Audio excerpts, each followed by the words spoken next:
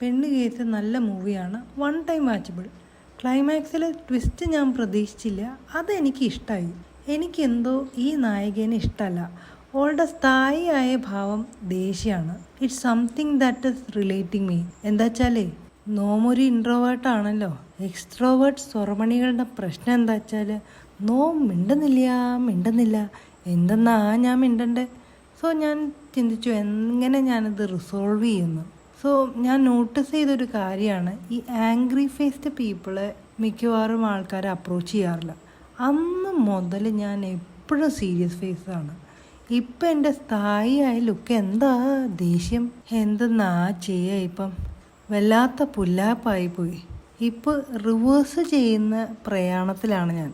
അപ്പം നമ്മൾ എവിടെയായിരുന്നു? സിനിമ നല്ലതാണ്, വൺ ടൈം വാച്ചബിളാണ്, കണ്ടാൽ അയ്യേ എന്ന് പറയില്ല, സിമ്പിൾ ഫിലിമാണ്.